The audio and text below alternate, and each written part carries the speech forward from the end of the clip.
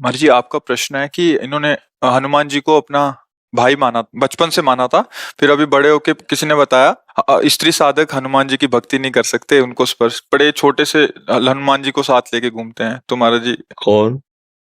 हाँ, देखो, ये सब अलग बातें हैं, व्यवहार की हैं। हनुमान जी के मैया थे ना, मैया थे ना, बस। ये केवल बात सिद्धि के लिए की जाती है कि जब हनुमान जी को शक्ति के रूप में उनको तो वहां फिर नियम कानून लगते हैं। अभी आप मान लो हनुमान जी मेरे लाला है, कोई रोक पाएगा क्या? मेरे लाला है, मेरा छोटा पुत्र है, मेरा भाई है, मेरे जो भाव देखो, हनुमान जी कोई और नहीं, प्रभु ही तो है ना। तो मुझे इन सब बातों में कि स्त्री को ये इससे, देखो भैया, स्त्री और पुरुष की पोशाक पहने हो आप, ना आप स्त्री हो ना आप पुरुष हो, सच्चाई से समझो। ना थे न रहोगे, बीच में पोशाक मिली है। सरकारी पोशाक नहीं बदलती, आपको ड्यूटी जाना है तो आपकी पोशाक ये है। आप हो भारत के, फौज में हो, लेकिन अलग अलग है। वायुयान, जल, नेवी, थल, आर्मी, अलग अलग पोशाक, पुलिस की अलग, सबकी अलग। पर है सब कौन? भारतीय ना है। हम सब कौन? भगवदंश हैं। ये पोशाक मिली, हम आराधना भगवान की कर सकते हैं। देखो समझो, ना कोई स्त्री है ना कोई पुरुष है, हम सब भगवान के अंश हैं। और अंश एक जैसे हैं, उसमें छोटा बड़ा गंदा पवित्र ये सब नहीं है, समान अंश है। भगवान शम है ना, तो उनका अंश भी शम। एक श्लोक आता है उपनिषदों में, पूर्णमदः पूर्णमिदं पूर्णात् पूर्णमुदच्यते पूर्णस्य पूर्णमादाय पूर्णमेवावशिष्यते। उस पूर्ण परमात्मा से अगर अंश निकाला जाए तो क्या बचेगा? पूर्ण। वो पूर्ण ही अंश होता है। तो हम सब परमात्मा अंश हैं। अगर हनुमान जी से ऐसी प्रीति है, प्रीति और सिद्धि में अंतर होता है, ध्यान रखना। जैसे जगदम्बा है, हमारी अम्मा है, अम्मा, अब कौन सा नियम लागू होगा? और आद्या शक्ति भगवती जगदम्बा, इनको वश में पुरखा पानी पा जाएंगे। नियम कानून से चलो, नहीं तो नष्ट हो जाओगे। समझ गए? अम्मा, तो अम्मा की गोद में बालक जैसे मलमूत्र, तो अम्मा कोई दंड देते हैं क्या? कुपुत्र जायत क्वचिदपि कुमाता न भवति। ऐसे ही हमारे सब प्रभु की से। देखो, बाल ब्रह्मचारी हनुमान जी, अंजनी के लिए क्या है? पुत्र ही तो है ना। अंजनी के पास जब जाएंगे तो अंजनी क्या करेंगे? लाला, दुलार करेंगे ना। बस, हनुमान जी हमारे लाला हैं, हमारे भाई हैं, हमारे पुत्र हैं। अपने भाव में रहो। सबको ये बताने की जरूरत नहीं है, सबको सुनाने की जरूरत नहीं है। महान भक्त हैं हमारे सामने।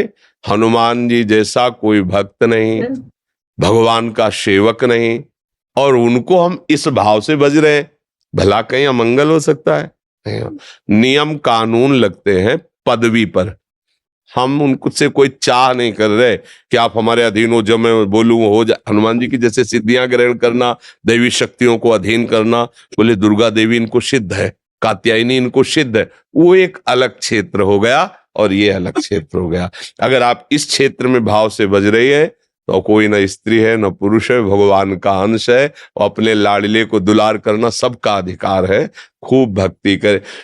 ये कुछ जो अनसुनी भी करना चाहिए।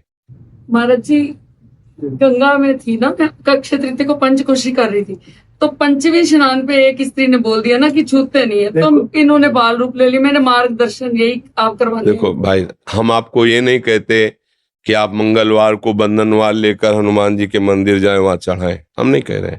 हम ये नहीं कह रहे कि आप उन सिद्धियों की जैसे प्राप्ति की जाती है। हमारे लाला हैं, खवाओ पिलाओ दुलार करो। देखो अभी हनुमान जी राजी हो जाते हैं कि ले, इनको रामचरित्र अच्छा लगता है, भगवान की चर्चा सुनाओ, इनको सिया राम नाम कीर्तन सुनाओ, अपने भाव से मगन। हम कोई साधारण सबकी सुनोगे तो पागल हो जाओगे। कोई तो कुछ कहेगा, कोई तुम कंठी बांधे हो, सुहागवती होके कंठी बांधे हो। ये तो विधवा बांधते हैं किसी ऐसे माता बहन को। तुम तिलक लगाए हो, सुहागवती होके तिलक लगाए हो। अब क्या उत्तर उनको बताओ? कि असली सुहाग तो यही है जो माताएं मंगलसूत्र नहीं जैसे धारण करती, ऐसे ये कंठी हमारे लिए हरि की प्रति मंगलसूत्र है, तिलक, ये जो ये सुहाग भरे हैं, हम हरि के हैं। अब ये बातें अध्यात्म और भाव की जगत में जो व्यवहार में वो नहीं समझेंगे, नहीं मानेंगे, हमें उनकी बात नहीं सुननी, हमें अपने भाव से। कर्माबाई जी रोज खिचड़ी 3 बजे बनाकर जगन्नाथ जी को अपने हाथ से पवाती। पहला काम था उठकर खिचड़ी बनाना और प्रभु को पवाना। एक दिन सुबह स्नान करने जा रही थी, सूर्योदय हो गया था, तो एक संत भगवान मिले, तो उनका कर्माबाई सूर्योदय हो गया, तुम भगत हो, अब स्नान करने जा रहे हो, जल्दी जगा करो। तो उनका जग तो बहुत जल्दी गई थी, पर वो खिचड़ी बनाई, ठाकुर जी को भोग बनाया और पवाया, फिर स्नान कर। अरे कितना बड़ा अपराध कर रहे हो तुम, ठाकुर जी को बिना स्नान किए भोग बना, ये तो घोर अपराध है। अच्छा महाराज, पहले स्नान फिर तिलक फिर ऐसा जो नियम है। खिचड़ी बनाई, लगभग सुबह होने जा, बुलाया ठाकुर जी, एक कौल पाया, उधर पर्दा हटने वाला था, अंतर्ध्यान होकर वहां पहुंच गए, खिचड़ी लगी थी मुख में। तो उनका जय जय, अभी तो पर्दा खुला है, भोग तो पधरा नहीं आपके मुख में। तो उनका एक महात्मा ने ना, बड़ा नियम कानून वाला है, समझा दिया हमारी कर्माबाई को। अब वो स्नान आदि करने में विलंब करके, वो वैसे मैं रोज जाता था पाता, तो आज एक ही कौल पाया और भाग आया, आचमन भी नहीं कर पाए। तो तुम ऐसा है, उन माता जी को बता दो जाके कि जो जैसी भावना से चलता मैं वैसे ही मिलता हूँ।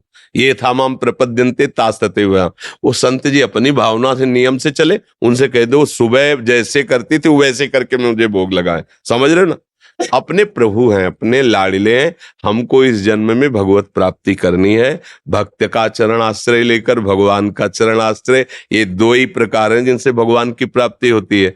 तो आप चाहे प्रभु मान लो, चाहे महान भक्त मान लो, चाहे उनको अपना पुत्र मान लो। जब भगवान को पुत्र माना तो देखो अखिल लोकों का पिता नंद भवन में घुटने के बल चल रहा है नहीं? अयोध्या नरेश महाराज चक्रवर्ती सम्राट दशरथ जी के आंगन में रुंझुन रुंझुन करते हुए डोला कौन?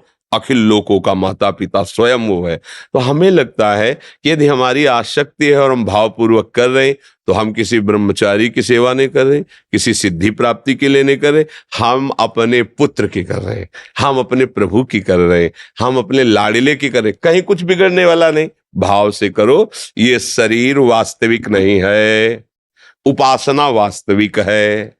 ये आज है, कल नहीं रहेगा।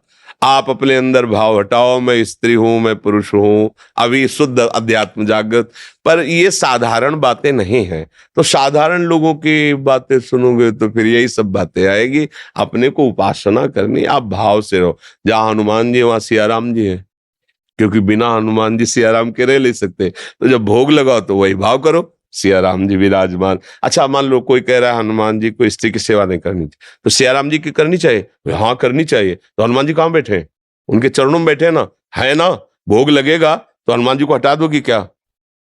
स्नान कराओगे तो हनुमान जी को हटा दोगे क्या?